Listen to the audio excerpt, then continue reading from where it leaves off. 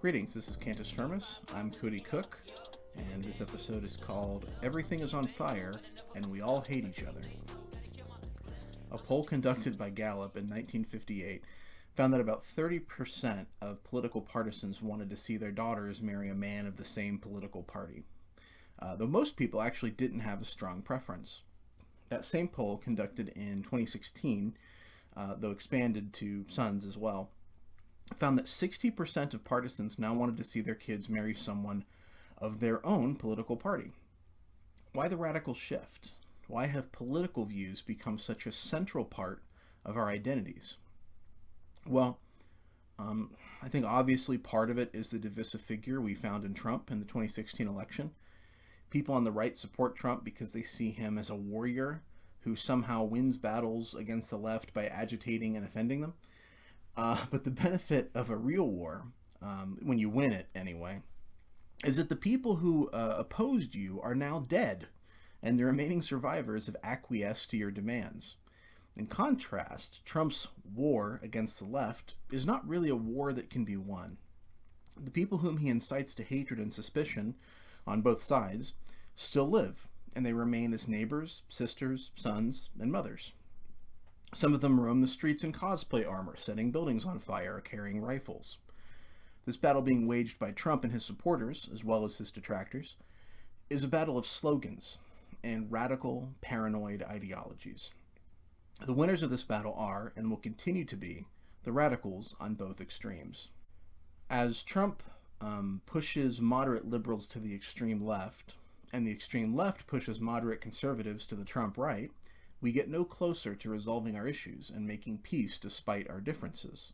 Instead, we grow more and more suspicious of our families, our friends, and our coworkers. Trump is kind of like Randall Flagg in Stephen King's massive novel, The Stand. He shows up and everyone just wants to murder each other. But I don't think that's not the only reason for the growing partisan divide. Another reason for this polarization is that families have broken down and religious affiliation has weakened. In the past, identity tended to be built on family relationships, religious convictions, and community ties. But increasingly, people are building their identity on their connection to a political party, or at least to the hatred of another party. I mean, every movement needs a devil, but a god is optional. So politics has become the new religion. And this religionizing of politics is of course made worse by the churches, which are made up of people of only one political persuasion. But another obvious answer for this growing polarization and suspicion, I think, is social media. You know, I've been thinking a lot about the benefits of social media to my life and to the world around me. On the one hand, I've met so many interesting people and come across so many fascinating new ideas. And I can also keep up with loved ones and reconnect with old friends.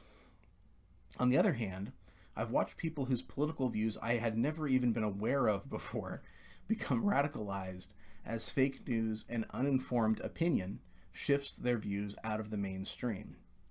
A problem only exacerbated by the political polarization spurred on by Trump and his radical left-wing opponents. So, while interesting ideas that were out of the mainstream suddenly have a voice through this democratization of social media, which is a good thing.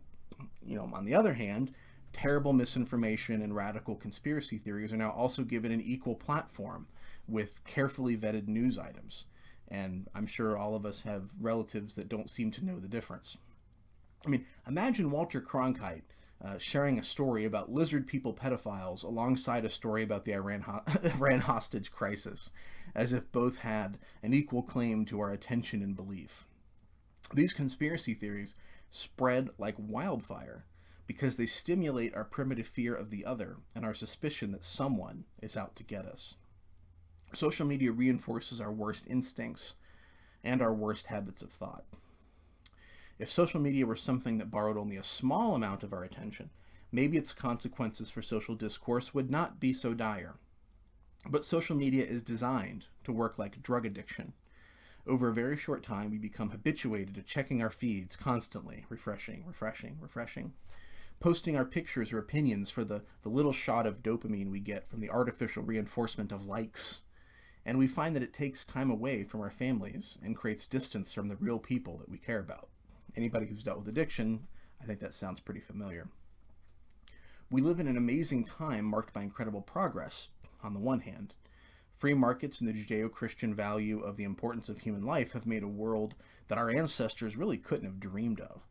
Poverty is being eradicated. Violent crime is taking a downward trajectory.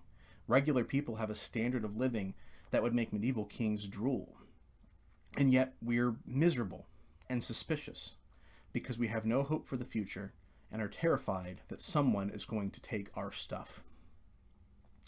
If I had no hope in Jesus, no hope in the resurrection of the dead, and no hope in the restored world that the Bible promises us, I would be full of despair. I'm not, thankfully, but I am going to distance myself from the things that distract me from that hope. And not just from hope, but from my family, from the time I could spend playing with my daughter or reading books collecting dust on my shelves while I argue with strangers on Facebook about whether seatbelts are a government conspiracy, and become more fearful and paranoid about the people around me. So I'm going to keep sharing my videos, podcasts, and articles, but I'm also going to be spending a lot less time looking for a fight and finding one by spending my free time on social media. And I hope you'll consider doing the same.